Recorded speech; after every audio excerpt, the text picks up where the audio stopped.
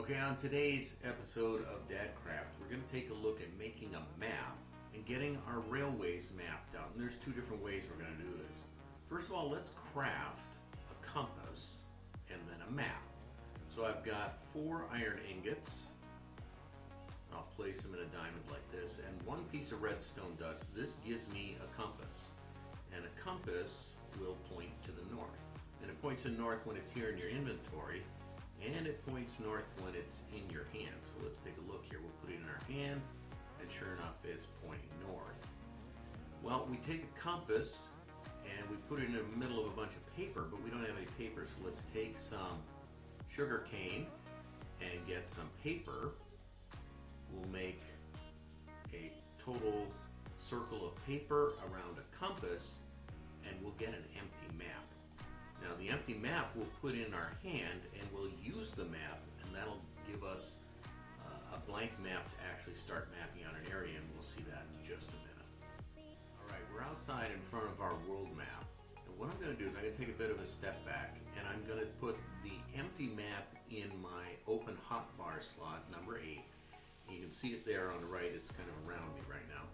I'm going to use the right mouse button to activate the empty map, and this is going to get it to start to fill in what's happening in the world in the square that I'm currently in. You'll see that, and there it is. Now, if we look carefully in the bottom left, I'll just hold this steady so I can use the mouse.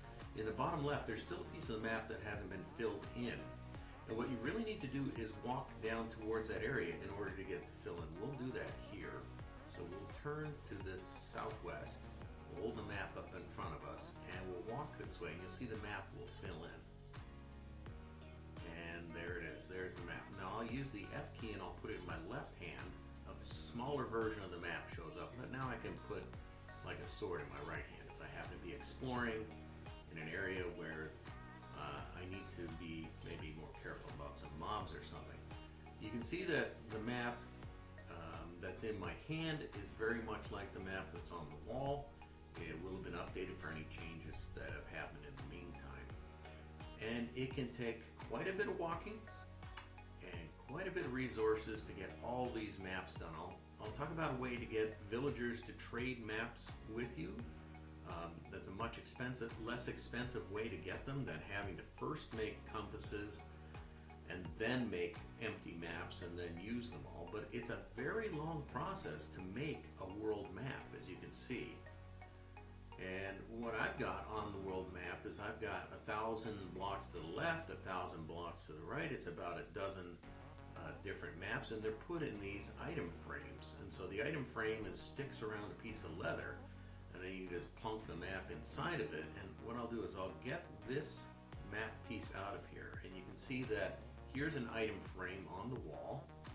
I'll then put it back into my right hand. I'll right mouse click, and it places the map into the item frame.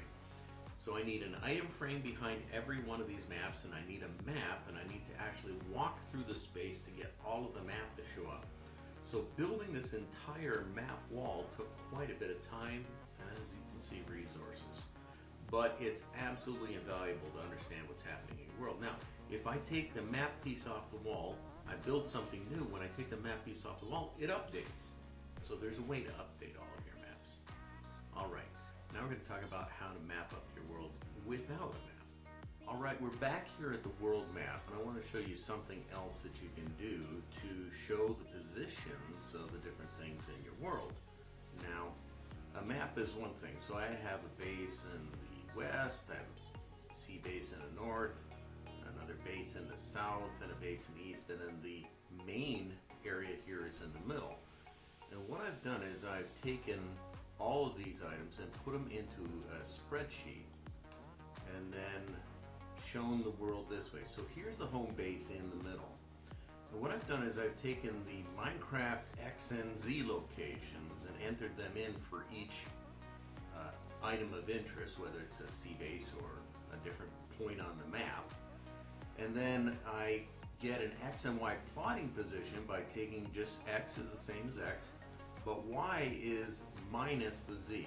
And so that way north will be up, south will be down, east to the right, and west to the left. And so again, X is the same as the X in Minecraft, and the Y location on your map is the negative of Z. And then you get what looks like the same layout. And I did take a snapshot picture of this, and I have that available when I'm off to the side. So you can see the same grid layout is also in the larger map here.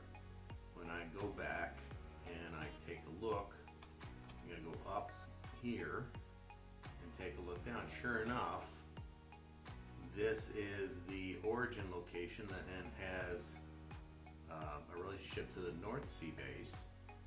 And then when I take a look at the actual map, here's the origin at coordinate 0, 0, and here's the North Sea base. So all these points of interest and the different things I located, whether it's the town that I have with the librarians in it, we're going to do something on that about getting enchanted books and mending and so on in a little while, or some of these other bases that are in these different coordinates. Sure enough, the Minecraft coordinates are here in columns E and F, but to plot them north, up, and south, down, east, and west, you need to plot them as X and Y coordinates, and the Y is the same as minus Z. So there it is. You can do the same thing now, which you cannot do with maps in the Nether. And so this is the overworld map. Here's the Nether map, and it's interesting because I can go out of a portal in the overworld and into Minecraft, and what happens? I go through the east portal, I end up in a high soul sand valley.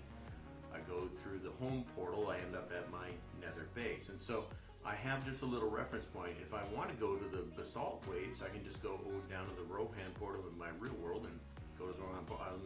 Maybe I need to mine basalt.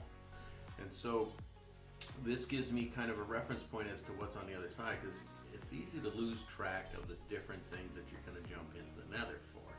And then they are actually in the same orientation, and then I found some different items a bit farther out, these fortresses that are in the Nether, and I've plotted the location of some of those.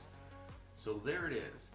Mapping your world out, you can do it two different ways. You can actually use the map feature in Minecraft and create maps one by one, walk them around. Or you can take the points that you're plotting, if you don't have enough resources yet to make all those maps, because it's pretty resource intensive, and then walk them around and then make item frames and make yourself a map wall. Probably what you could do is use a spreadsheet and map it out that way, so you can keep track of where everything is instead of having to keep track in your head, because every world is different. Every world is unique. And I've got two main worlds, one that I worked on 4 or 5 years ago, and then this one now for the demonstration.